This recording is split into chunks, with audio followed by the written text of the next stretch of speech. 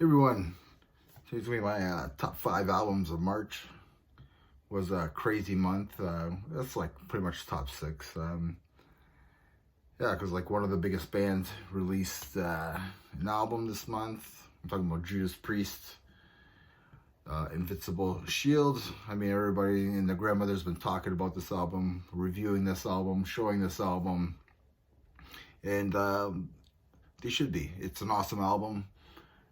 I got nothing but great things to say about Judas Priest, Invincible Shield. So let's go with my top 5 albums of the month.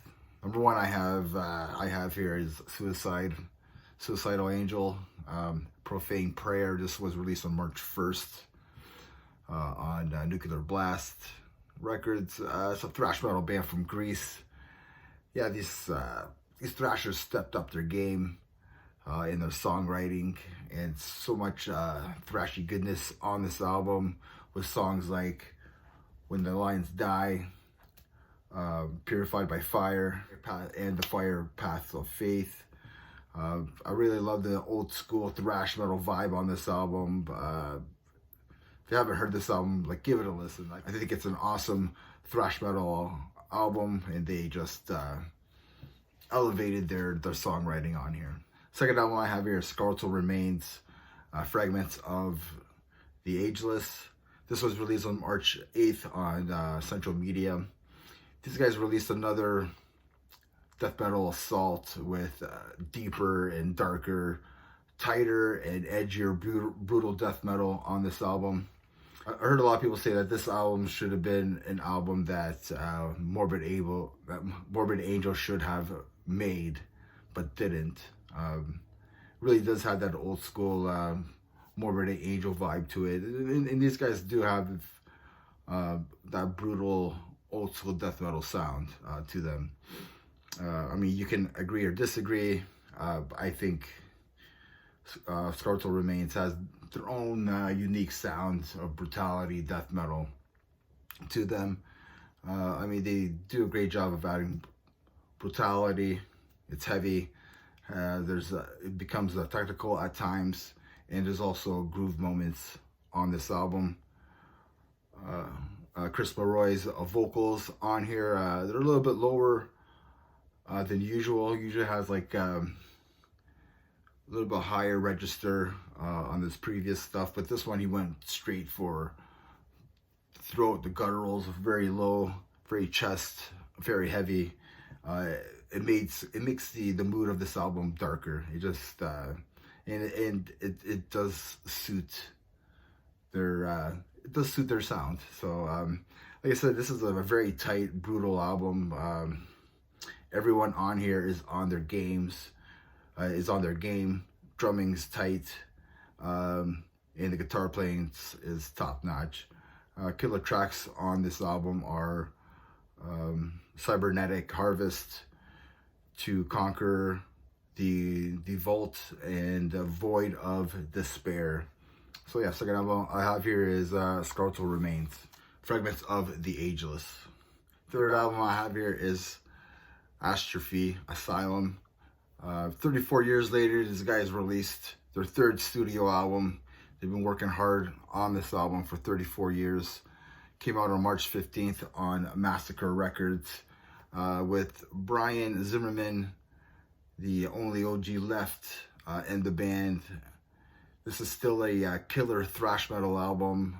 Brian kind of sounds like Chuck Billy from Testament at times on this album. Yeah, it's a killer thrash metal album, but I do find the guitars like a little low in the mix. The snare is really, really loud on the mix here, but yeah, that's my only downfall about this album is that the guitars are a little thin, but still, it's a great album. I did do a full review on this.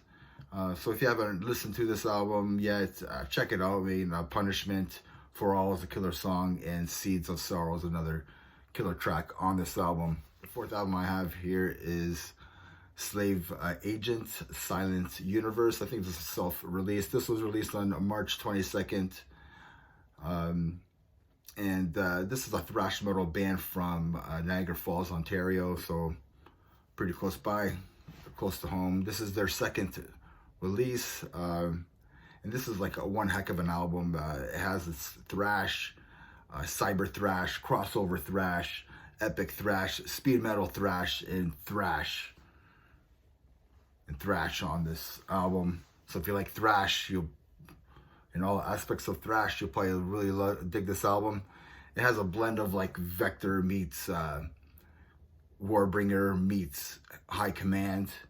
So that's where you get your cyber thrash and your crossover thrash and modern day thrash. So if you like any of those bands, you'll probably like this album. If you like thrash in general, like I was saying, you'll definitely love this album. Favorite tracks on this album is Forced to Suffer, Ripped in Two, and Slaughter at the Gates. So yeah, the fourth album I have here is Slave Agent, Silent Universe. Check that album out. Fifth album I have here is Dot Ritz. I don't know if I pronounced that right. Nocturnal Will. This was released on March 22nd on Wolves of Hades Records.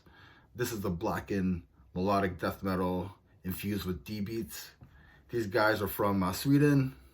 It has atmosphere mixed with black metal like Dissection, and they blend some groove D beats sections in their songwriting and in the album, which is like really awesome for me. So I think this album is a great listen to listen to, like front to back. It's very atmospheric, epic at times, but they do draw you in with its deep beats and its catchiness to it. So if you like Dissection with a mix of Hellripper, you'll definitely love this album.